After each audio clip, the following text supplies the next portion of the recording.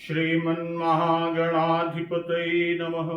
लक्ष्मीनारायणाभ्यां नमः। उमामहेश्वराभ्यां नमः। वाणीहिरण्यगर्भाभ्यां नमः। शचीपुरन्दराभ्यां नमः। माता पितृचरणकमलेभ्यो नमः। इष्टदेवताभ्यो नमः। कुलदेवताभ्यो नमः।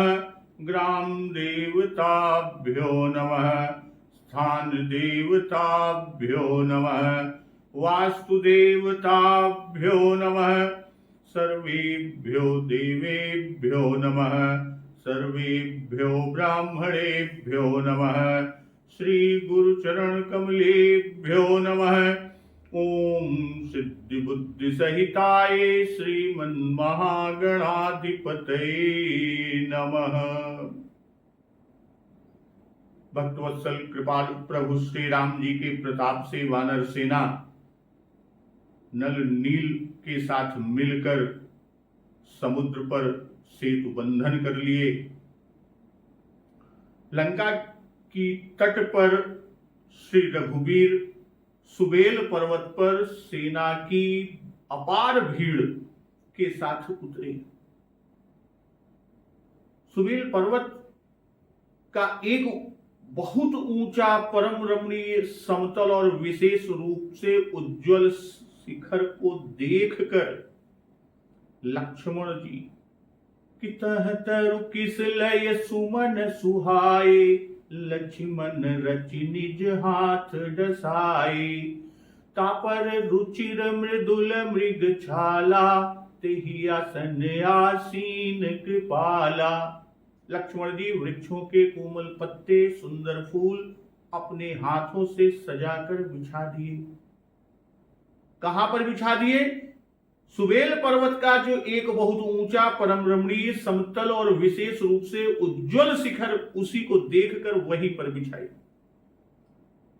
तापर रुचिर मृदुल मृग छाला, तेहि आसन आसीन कृपाला। प्रभु उसी आसन पर विराजमान हुए और प्रभु श्री राम जी वानरराज सुग्रीव की गोद में अपना सिर रखे हैं।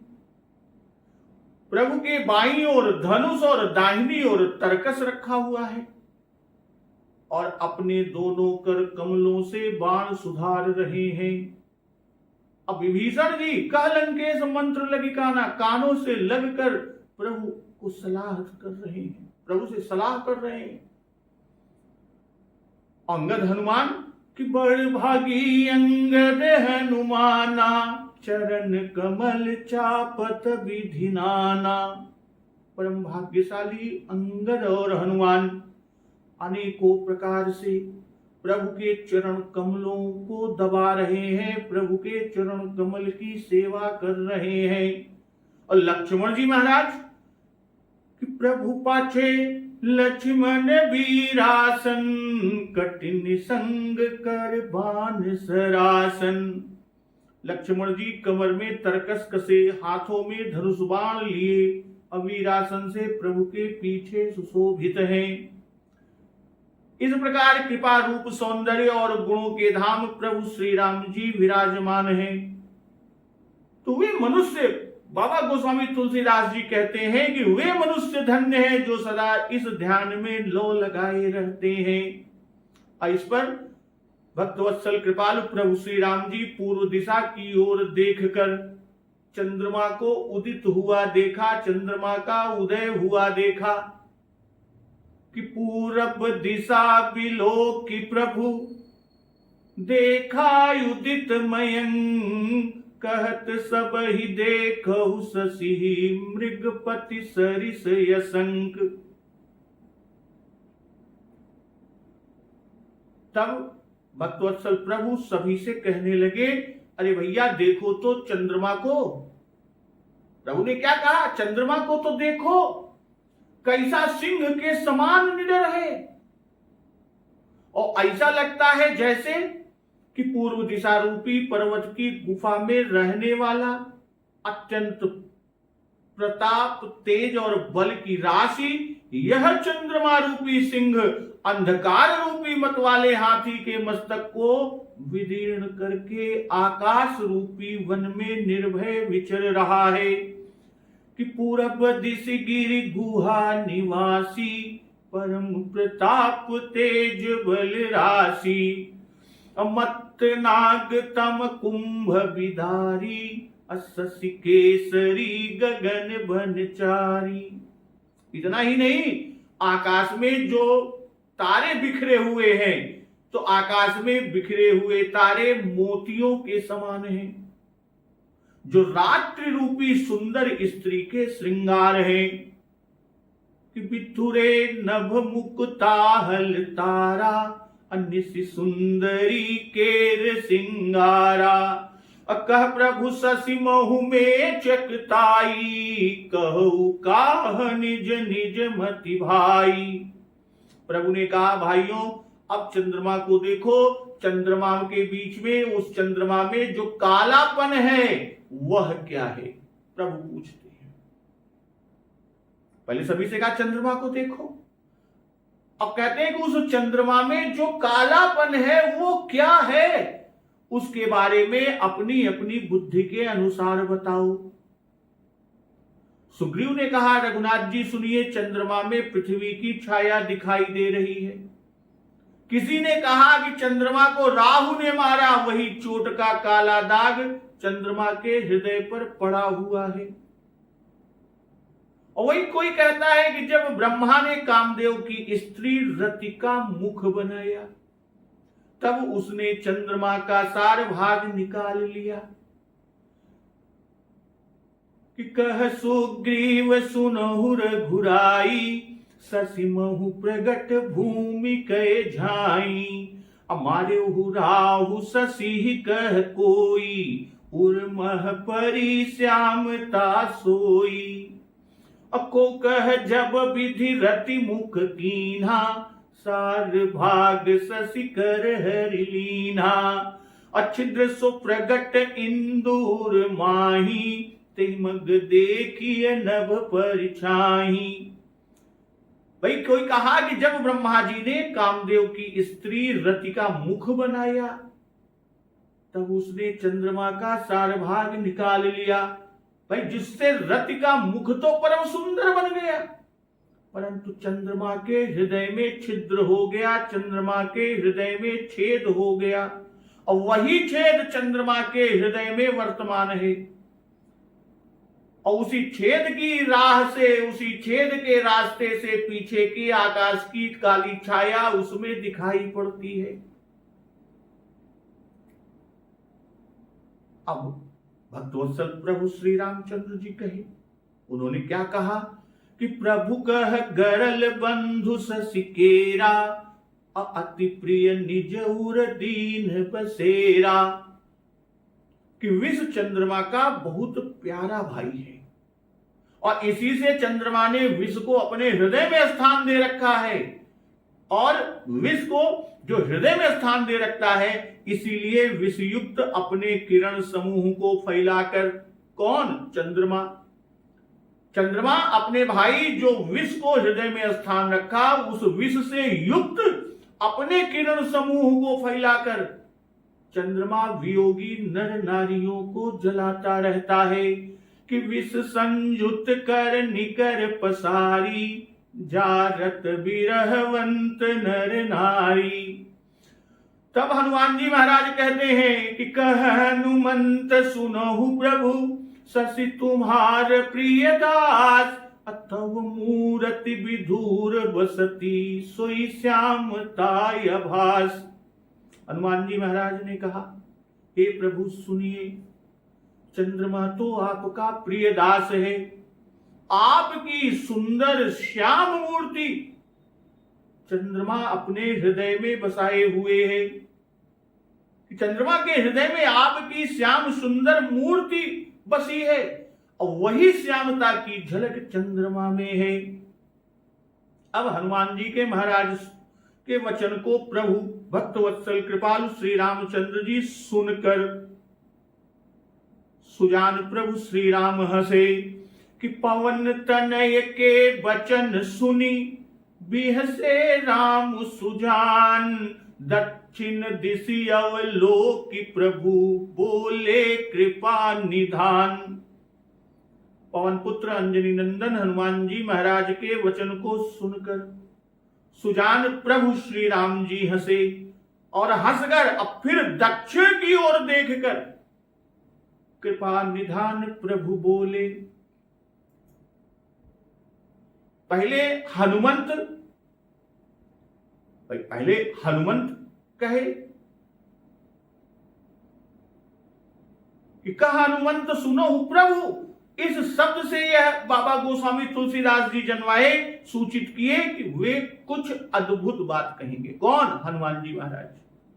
और फिर यहां पवन तनय शब्द देकर कि पवन तनय के वचन सुनी, पवन तनय शब्द देकर फिर यह जनवाया बाबा गोस्वामी तुलसीदास जी ने कि अंजनी नंदन के वचन अनन्य भक्ति मय होने से पावनता का विस्तार करने वाले हैं।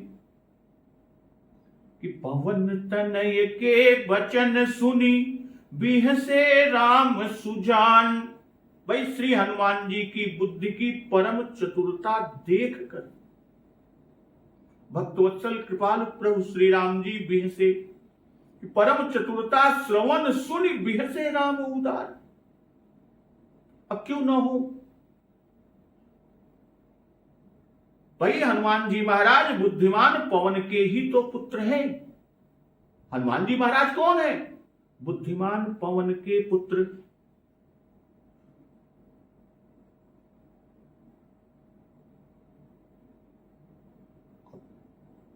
भाई पवन जी के पुत्र हैं।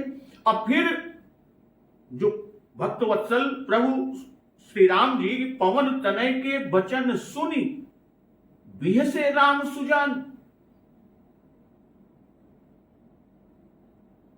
कि प्रभु हंसे कि अपनी स्थिति चित्त की वृत्ति और सच्ची भावना के अनुसार हनुमान जी ने उत्तर दिया।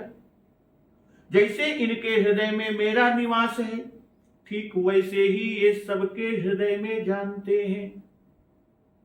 अय्या हंसकर परम अनुग्रह प्रभु ने प्रकट किया कि हृदय अनुग्रह इंदु प्रकाशा, सूचत किरण मनोहर हासा। फिर हंसकर हनुमान जी महाराज के मत को अंगीकार किया। हनुमान जी महाराज ने जो अपना मत भक्तवत्सल प्रभु श्री राम जी के सामने कहा था कि कह हनुमंत सुनहु प्रभु, शशि तुम्हार प्रिय दास, अतव मूर्ति विधुर बसती, सोई श्यामताय भास। हनुमान जी के इस मत को अंगीकार किया। भाई श्री राम जी अपने भक्त की अलौकिक प्रीति देखकर भी हंसते हैं। जैसे मन बिहसे रघुवंश, मन प्रीति अलौकिक जानी। और यहां कहते हैं राम सुजान, भाई राम है, सब प्राणियों में रमण करते हैं, इसलिए सबके हृदय की जानते हैं। अब फिर रम क्रीडायाम, यहां राम पद देकर यह जन्माए। यहां प्रभु अपने भक्तों के साथ क्रीड़ा कर रहे हैं, प्रभु अपने भक्तों के साथ विनोद कर रहे हैं। भक्तवत्सल कृपालु भगवान श्री राम जी मारुति के वचन सुनकर बिहसे।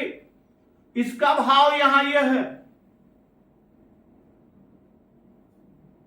कि और उत्तर देने वालों ने संकेत न समझा।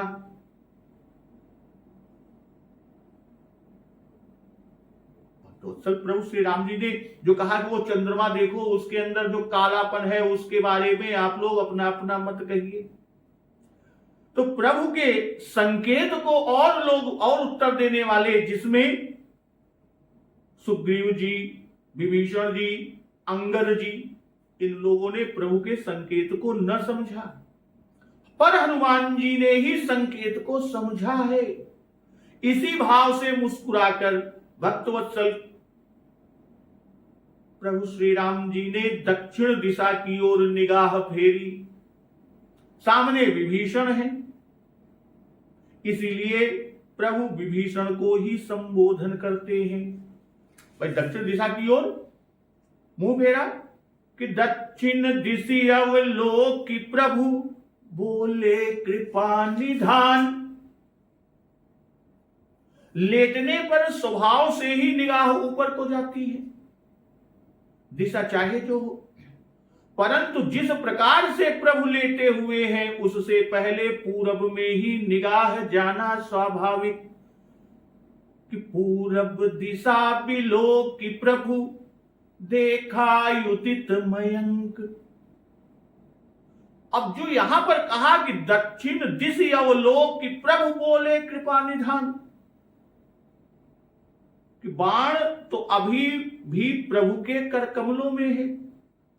चंद्रमा की ओर से दृष्टि हटाकर अब सिर को दक्षिण की ओर किंचित झुकाकर देखने लगे। और दक्षिण ओर क्या है? दक्षिण ओर लंका नगरी है।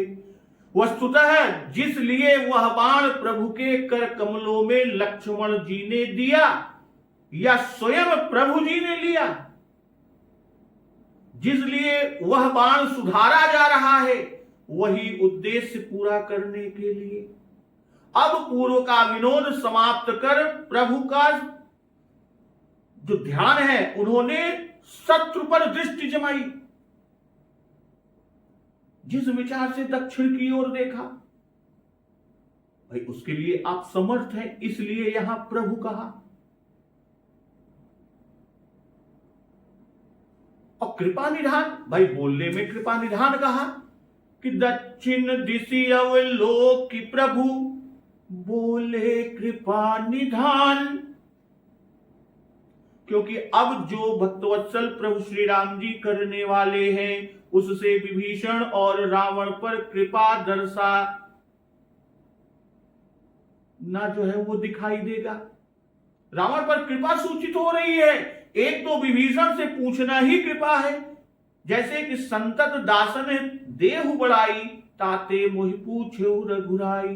और दूसरे रावण के मुकुट आदि को गिराकर विभीषण पर विशेष कृपा करने को है प्रभु। और रावण पर कृपा यह है कि उनके बाण प्रताप को समझकर अब भी रावण बैर को छोड़कर, शत्रुता को छोड़कर शरण में आ जाए तो प्राण बच जाए। भाई हनुमान जी महाराज ने बड़ी दूर की बात कही, जय विजय की याद दिलाई। और राघव सरकार सुजान है, पवन तनय के बचन सुन बिहसे राम सुजान, उसकी कदर करने वाले हैं इसलिए हंसे और कृपा निधान है। भाई हनुमान जी के जो इशारा है उनके इंगित के अनुसार रावण पर कृपा करना चाहते हैं। कौन? भक्तवत्सल प्रभु श्री राम जी। इसलिए पूर्व की ओर से मुड़कर, भाई पहले पूर्व की ओर मुंह किए थे कि पूरब दिशा बिलोक की प्रभु देखा उदित मयंक, तो पूर्व की ओर से मुड़कर दक्षिण की ओर प्रभु देखे और विभीषण को घटा का उठना, बिजली का चमकना, बादल का गरजना दिखलाया, जिससे विभीषण सब भेद कहे। और लोग तो वही समझते जो राघव सरकार कह रहे हैं, इसलिए उन लोगों को संबोधन नहीं किया। इस समय सरकार शत्रु को अपनी बनैती दिखाना चाहते हैं, जिससे उसका माथा कुछ ढीला हो जाए, अपनी सेना में उत्साह हो कि सरकार यदि चाहते तो शत्रु का सिर यहीं बैठे बैठे काट देते, किंतु काटा नहीं। यदि वे अपशकुन समझ करके भी सीता प्रदान कर दें तो उनका कल्याण हो जाए, इसलिए पूज्यपाद बाबा गोस्वामी तुलसीदास जी ने कृपा निधान पद दिया। अब प्रभु ने जो प्रश्न किया था कि कह प्रभु शशि महु में चकताई, कहु काह निज निज मति भाई। भाई शशि में चकताई, प्रश्न का रहस्य क्या है? कि जो कार्यभार प्रभु ने इस सभा के लोगों को सौंपा था उसकी यहां प्रश्न द्वारा परीक्षा ली। भाई शशि की श्यामता के विषय में प्रश्न करके प्रभु ने सबकी परीक्षा ली। सबके मन के अभिप्राय, वासना, उपासना, मत मतांतर के मतवाद की भक्तवत्सल प्रभु श्री राम जी ने परीक्षा ले ली। अब पहले जो अंतर्भाव से सबको काम सौंपा था उसकी यहां परीक्षा ले ली। भाई सब परीक्षा में उत्तीर्ण हुए इस प्रकार, कैसे कि पहले सुग्रीव के अंक में प्रभु सिर रखकर उनके सिरोभार सब अपनी पूरी संपत्ति मिल्कियत दी, तो उन सुग्रीव को आपकी विजय भूमि ही दिख पड़ती है। इसी पर उनकी दृष्टि है। इसी से सुग्रीव जी कहते हैं कि ससीमह प्रगट भूमि के झाई। अंगद को पुरुषार्थ का भाग दिया। अंगद को क्या दिया था? अंगद को पुरुषार्थ भाग दिया। असो अंगद के चित्त में रावण का मारना अर्थात वध ही है। और यह बात कि मारे राहु शशि इससे सूचित कर दिए। जामवंत जी वृद्ध मंत्री ब्रह्मा के अंश से है, इससे उन्होंने सृष्टि ही का देश कहा कि शत्रु का छिद्र सदा देखता रहे। पर जामवंत जी को कोई कार्यभार सुपुर्द करना यहां पर उल्लेख नहीं है, और न वहां इनका नाम ही आया जब अंतरंग सभा की बात आई। और प्रभु श्री रामचंद्र जी के बाम दहिन दिस चाप निसंग ये होना, और दुह कर कमल सुधारत बाना, यह कहकर शत्रुवध के लिए इनकी अत्यंत आतुरता दिखाई। और इसी से इन्होंने दो का विरह कहा, पहले भरत का और दूसरे प्राण प्रिया जानकी जी का। कहने का भाव यहां यह है, आज की रात्रि हमको अत्यंत दुस्सह है। और अंत में हनुमान जी महाराज ने अपना अनन्य भाव कहा। अब विभीषण जी को मंत्र भाग दिया, वे अपना कार्य कर ही रहे हैं कि कह लंकेश मंत्र लगी काना। तो इस प्रकार जितने लोगों को जो भी दायित्व कार्य सौंपा गया था, सौंपे हुए अपने अपने कामों में सभी ने सावधानता दिखलाई। अब चंद्रमा की श्यामता के विषय में प्रश्न करके प्रभु ने जो प्रश्न किया, कह प्रभु शशि महु में चकताई, कहो काह निज निज मति भाई। तो चंद्रमा की श्यामता के विषय में प्रश्न करके प्रभु ने सबके अंतःकरण का भाव प्रकट किया। सभी के अंतःकरण का भाव प्रकट किया। भाई सुग्रीव की भूमि की झाई, सुग्रीव जी ने यही तो कहा भूमि की झाई, इससे राज्य की अभिलाषा दर्शित हुई। किसी ने राहु चंद्र का समर कहा, इससे वीरता और समर का मनोरथ मिला।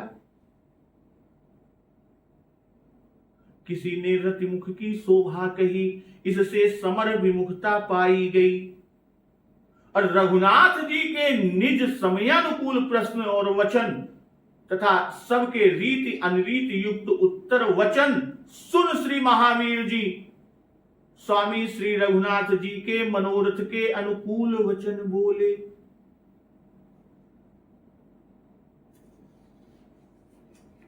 महावीर हनुमान जी महाराज ने प्रभु के मनोरथ के अनुकूल वचन बोले कि कह हनुमंत सुनहु प्रभु शशि तुम्हारे प्रिय दास, अतव मूरति विधूर बसती सोई श्यामता भास। चंद्रमा आपका प्रियदास है।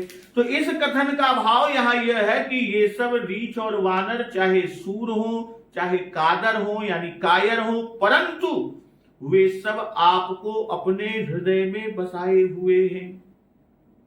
शरीर भिन्न हो जाएगा तभी शत्रु आपको देख सकेगा, अर्थात जब तक इनका शरीर है तब तक शत्रु आपके निकट नहीं आ सकता। यह उत्तर अपने अनुकूल पाकर श्री रघुनाथ जी हंसे, इसी से सुजान कहा। अब जो विभीषण जी से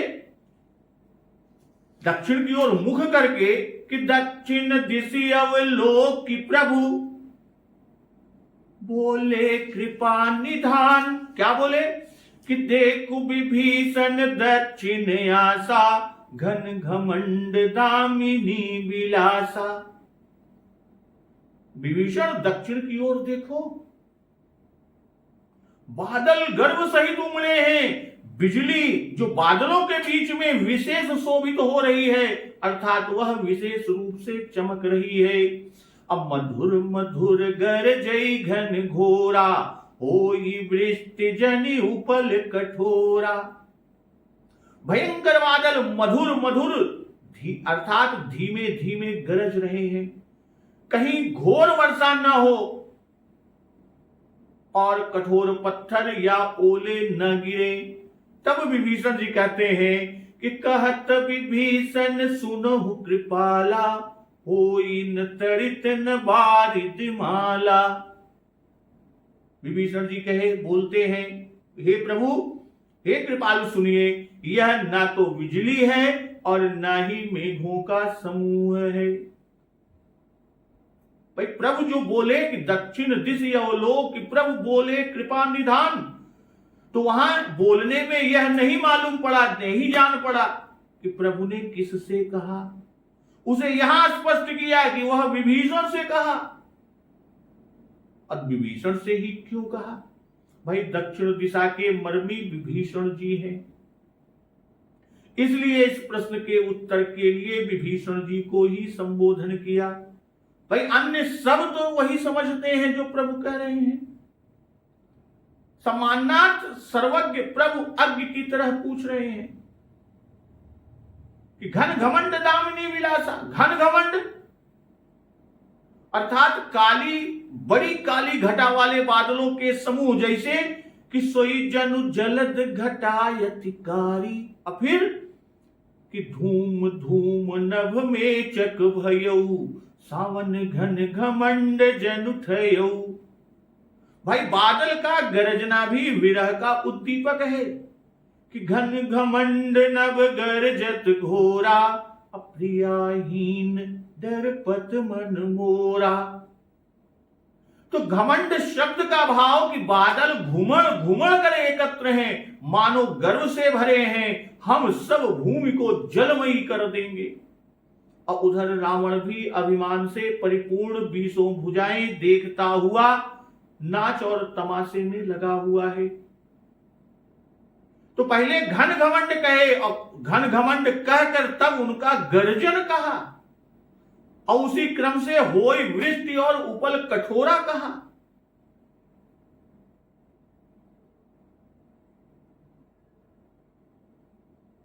भाई कि मधुर मधुर गरजई घन घोरा, होई वृष्टि जनि उपल कठोरा।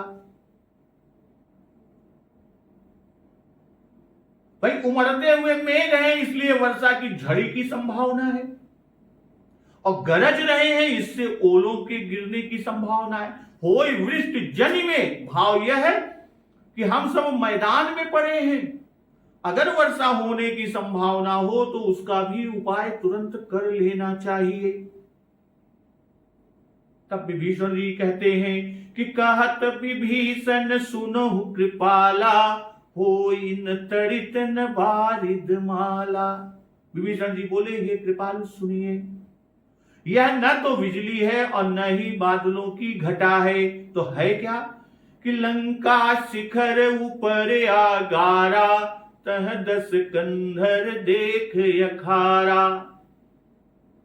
कहते हैं विभीषण जी कि लंका के शिखर यानी कमूरे पर एक भवन है। 10 कंधर रावण वहां अखाड़ा, नृत्य गान आदि नाच तमाशा देखता है। और छत्र मेघडंबर सिरधारी, सोई जनु जलद घटायतिकारी। सिर पर मेघाडंबर जो नामक छत्र धारण किए हैं।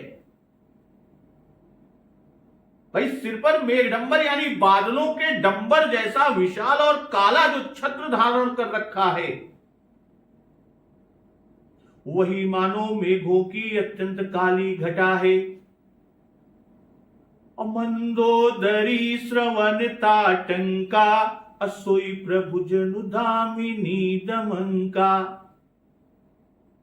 विभीषण जी आगे कहते हैं कि हे प्रभु, मंदोदरी के कानों में जो कर्णफूल हैं वही ऐसे चमक रहे हैं कि मानो बिजली चमक रही है।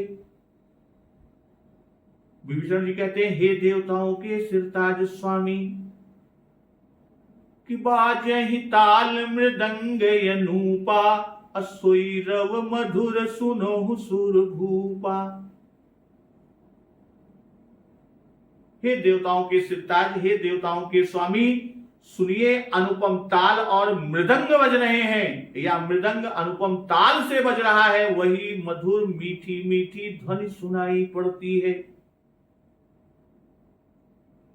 विभीषण जी ने कहा क्या कि लंका शिखर ऊपर आगारा, तह दस कंधर देख यखारा। भाई, लंका के शिखर पर यह भवन है। रावण और मंदोदरी एवं छत्र मेघडंबर दिखाई पड़ते हैं, प्रभु लेटे हुए हैं। इससे यह सिद्ध होता है कि वह शिखर भी सुवेल के शिखर की ऊंचाई का है। वाल्मीकि रामायण और नाटक में रावण का महल पर से ही शिखर पर स्थित यूथप आदि को देखकर सारन और महोदर आदि से सबका परिचय लेना कहा है, जिससे यह सिद्ध होता है, मालूम होता है कि लंका शिखर पर से सुवेल और सुवेल शिखर पर से लंका दिख पड़ती है। भाई, जो कहा कि मंदोदरी श्रवण ताटंका, सोई प्रभु जनुदामिनी तमंका। तो इससे यह जन्मा रहे हैं कि मंदोदरी को रावण ने बिठाए हैं अपने बगल, और इसी से मंदोदरी के कानों के कर्ण फूल जो हिल रहे हैं, वहां अत्यंत काली घटा में मानो बिजली चमकती मालूम पड़ती है, वह जान पड़ती है। और जो कहा सुरभूपा, कि बाजहि ताल मृदंग अनूपा, असोई रव मधुर सुनहु सुर भूपा। सुरभूप का भाव कि देवता तो अंतर्यामी होते हैं, वे सब जानते हैं, और आप तो उनके भी स्वामी हैं, और सब जानते हुए भी मुझसे पूछते हैं। जैसा कि सबरी मैया ने कहा था कि सो सब कहिए देव रघुबीरा, अजानत हूँ पूछो मत धीरा। तो सुरभूपा का भाव कि देवताओं के कार्य के लिए ही, यानी देव कार्य के लिए ही तो आपका अवतार है, आपका प्राकट्य है। या देवता सब रावण की कैद में है, आप उनके राजा हैं, अब उनको जल्दी से छुड़ाइए। अब विभीषण की बात सुनकर कि प्रभु मुस्कान समुझी अभिमाना, चाप चढ़ाई बाण संधाना। तो इसे रावण का अभिमान समझकर प्रभु मुस्कुराए, अर्थात ऐसा अभिमान है कि हमारा किंचित भय नहीं, और धनुष पर रौदा या प्रत्यंचा चढ़ाकर उस पर बाण का संधान किया। चाप चढ़ाई बाण संधाना। अध्यात्म रामायण और हनुमान नाटक दोनों एक मत है कि यह बाण लक्ष्मण जी ने प्रभु के कर कमल में दिया था। अध्यात्म रामायण में है कि रावण को किरीट धारण किए मंत्रियों सहित बैठा हुआ देखकर लक्ष्मण जी के लाए हुए धनुष को उठाया और अर्धचंद्राकार घासी लगे हुए बाण को लेकर कोप करके एक ही बाण से हजारों श्वेत छत्रों और दसों किरीटों को आधे पल में काट गिराने का अद्भुत कार्य किया। लक्ष्मण जी की चतुरता पुष्प सैया से यहां तक बराबर झलक रही है कि सैया का सिरहाना पश्चिम की ओर किया, जिससे पूर्णचंद्र पर स्वाभाविक ही प्रभु की दृष्टि पड़े। कनक और मृग चर्म से विरह का उद्दीपन होगा और फिर चंद्रमा को देखकर विरहाग्नि और भी प्रज्वलित होगी। बस फिर कर कमलों से दुलराया हुआ बाण कब बिना कुछ कार्य किए रहने पावेगा। आज ही युद्ध का श्री गणेश हुए बिना कब रह सकेगा। समुझ ही अभिमाना कि निडर नाच रंग में मस्त होना अभिमान सूचक है। अति अभिमान त्रास सब भूली। अब प्रभु ने जो बाण का संधान किया तो छत्र मुकुट ताटंक तब हते एक ही बाण, सबके देखत मही परे मरम काहू जान। तब बाण का निशाना लगाकर एक ही बाण से छत्र मुकुट कर्णफूल सबको गिरा दिया, काट कर गिरा दिया। और सबके देखत मही परे, सबके देखते ही देखते पृथ्वी पर आ गिरे। कौन? छत्र मुकुट कर्णफूल। परंतु भेद किसी ने न जाना, मरम न काहू जान, किसी ने भेद न जाना। कहने का भाव कि अत्यंत शीघ्रता से आधे ही पल में बाण ने सबको काट गिराया और इसी से किसी की दृष्टि में न आया। ऐसा अद्भुत कार्य किया। भक्तवत्सल प्रभु श्री रामचंद्र जी ने विचारा कि हम तो विभीषण को लंकेश बना चुके, यह जानकर भी रावण हमारे सामने ही राजसी ठाठ बाट से भोग विलास कर रहा है। छत्र मुकुट आदि धारण किए अभिमान पूर्वक राजा बना बैठा है। इसलिए अब राजा होने का गर्व और इसका यह भोग विलास आज ही इसी समय चूर्ण कर देना चाहिए। इसलिए रावण का छत्र और मुकुट तथा मंदोदरी का ताटंक काट कर, कर्णफूल जो काट कर यह दर्शाए, यह सूचित किए कि अब तुम लंका के राजा नहीं हो, तुम्हारे स्थान पर विभीषण राजा हैं। भाई वहां रावण का ऐश्वर्य प्रत्यक्ष का और यहां प्रभु का ऐश्वर्य गुप्त रीत से चंद्रवर्णन और छत्र ताटंक आदि के भंग से कहा। रावण का नाच गान देखकर भक्तवत्सल प्रभु श्री रामचंद्र जी ने अदृश्य बाण छोड़कर ऐसी सूक्ष्म क्रिया की कि उसका मर्म कोई न जान सका। मर्म न को जान। तो अस कौतुक कर राम सर प्रभ से आई निसंग, रावण सभा ससंक सब देखी महारस भंग। तो ऐसा आश्चर्य में कार्य करके भक्तवत्सल प्रभु श्री राम जी का बाण तरकस में आकर प्रविष्ट हो गया और इस बड़े आनंद में बड़ा भारी विघ्न देखकर रावण की सभा में सबके सब भयभीत और शंका युक्त हो गए। महारस भंग, एक तो नृत्य गान आदि का रस भंग, दूसरे मुकुटों का गिरना शीश के गिरने के समान है। भाई मुकुट गिरने से राज भ्रष्ट होना जन्माए और कर्णफूल जो कि सुहाग का भूषण है उसका गिरना रावण की मृत्यु का द्योतक। अब मंदोदरी को वैधव्य का सूचक, इसलिए महारस भंग जाना। तो रावण सभा सशंक सब, तो सशंक में दोनों भाव, एक तो डर गए कि अभी और न जाने क्या क्या विघ्न उपस्थित हो जाए, अपने प्राणों का भी डर हो गया, और दूसरे रावण के विषय में शंका हो गई कि इसका राज्य गया मालूम होता है। इसका राज्य, रावण का राज्य गया मालूम होता है। तो रावण के छत्र और मुकुट को बाण ने गिराया और रावण के सिर में खरोंच तक न आई। ठीक उसी तरह जैसे कोई किसी की टोपी उतार ले और उसे पता न चले। फिर जिस बाण ने छत्र मुकुट गिराया उसी ने घूमकर मंदोदरी के कानों का ताटंक यानी कर्णफूल भी काट दिया। मंदोदरी को भी मालूम न हुआ कि यह कैसे गिरा। भाई सब लोग तो संगीत में दत्तचित्त थे। जिस लाघव से बाण ने काम किया कि कोई लख ही न सका।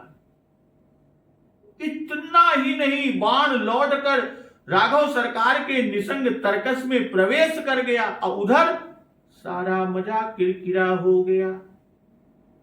क्या समा बधा हुआ था, ताल पखावज बीड़ा बज रही थी, गंधर्व गान कर रहे थे, अप्सराओं का नृत्य हो रहा था असो छत्र मुकुट और ताटंक गिरते ही सब रस भंग हो गया। सभा की सभा डर गई, अरे अरे ये क्या हुआ। तो रसभंग पद पहले अयोध्या कांड में राम राज्य के संबंध में आया, और दूसरे यहां तो इससे यह जन्माए कि अब रावण का राज्य जा रहा है। तो भक्तजन, अब उसके बाद क्या स्थिति होती है कि कंपन भूमि न मरुत विशेखा, अस्त्र शस्त्र कछु नयन न देखा, असोच ही सब निज हृदय मझारी, असगुन भयउ भयंकर भारी। तो 10 मुख देख सभा भय पाई, बिहसी बचन कह जुगुति बनाई। जब रावण ने पूरी सभा